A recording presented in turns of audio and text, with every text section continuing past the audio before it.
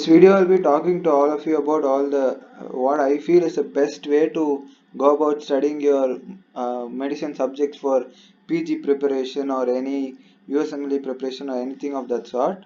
So I would suggest everyone to start off with biochemistry because it deals with the individual cell and all the individual reactions which takes place in it in a very microscopic and very clean way, which is good way to understand how each cell gets its energy, how it utilizes its energy, how more cells are made, how are cells being accumulated together, and all of those are going to be covered in biochemistry along with various diagnostic markers and different types of cells you can test to suppose there's an increase in number of certain specific type of cells. It indicates a certain process in our body. So a lot of diagnostic markers can be identified by and identify and used effectively as a doctor if you understand biochemistry. And I would strongly suggest to begin with biochemistry, and then you have a option of either studying physiology or anatomy.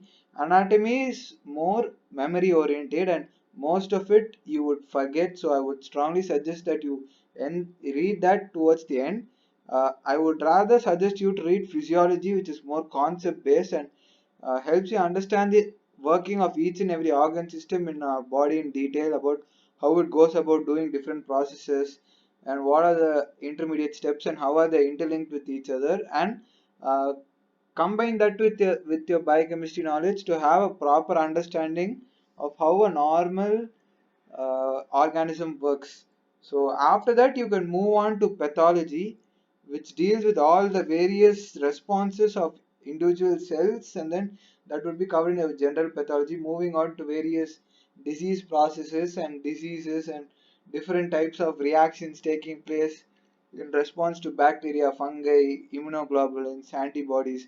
Everything will be covered in pathology. So that would be your next focus. So I would like to stress on the point that physiology and pathology combined together with a little bit of pharmacology is your medicine. So your base is going to be your physiology. So even though if your biochemistry is not strong, it's fine. Your physiology and pathology have to be on point for you to diagnose any kind of uh, condition in a body accurately without with proper evidence. So that would be that. And then moving on, that this is why you take a split end. You can either choose pharmacology or microbiology. I would suggest to stick on with pharmacology because you would be using all the drugs, and that information is much more relevant than studying different bacteria and what they cause. It is very efficient once you find out what bacteria is causing all those problems, but the uh, investigations you're going to do to find out what bacteria is present is going to be very hectic, and you narrowing down to one bacteria is going to be very difficult usually. But there are specific bacteria with clinical typical signs which you can pick up if you study microbiology properly. But I feel that pharmacology is more useful than microbiology for your uh, career as a doctor per se.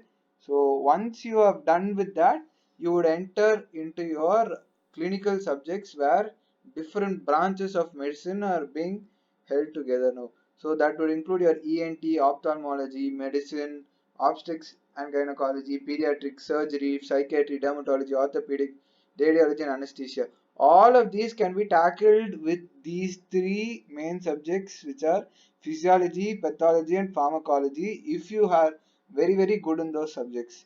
Now, if you're very good with anatomy, you would find yourself being very comfortable with surgery initially, because surgery involves a lot of landmarks and understanding different anatomical locations present in our body. So that is that. And pediatrics will focus on embryology. If you have studied embryology properly while studying anatomy, it would pay off when you are reading pediatrics. All the other topics are not very intertwined, but you can say that everything is connected to medicine. So your ENT, optal, OG, your psychiatry, dermatology, radiology, your anesthesia, all of those are connected to medicine. And if you want just one book to read all of that, that would be your Harrison's Internal Medicine. So if you don't believe me, just open up your Harrison's Internal Medicine and you will find all of these topics under in that single book. So this would be the best way. And about this forensic medicine and community medicine. So if you have taken up microbiology by chance after pathology, you can look into community medicine. Community medicine basically deals with uh, the various strategies our government uses and we as doctors use to evade against different groups of microorganisms, pests, and other factors like environment and pollution, and all those things will come under community medicine. Very, very important as a nation, but as an individual practitioner, I don't think it is of much value. Uh, More about forensic medicine. Forensic medicine will help you save your career if you go into any trouble.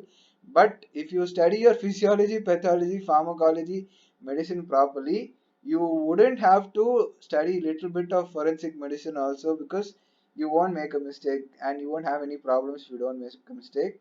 Forensic medicine, you need to know your rights as a doctor, your duties as a doctor, and what are you liable to, and what kind of care you're supposed to give to your patient, and your legal duties, and what is the law say about medicine, all of that.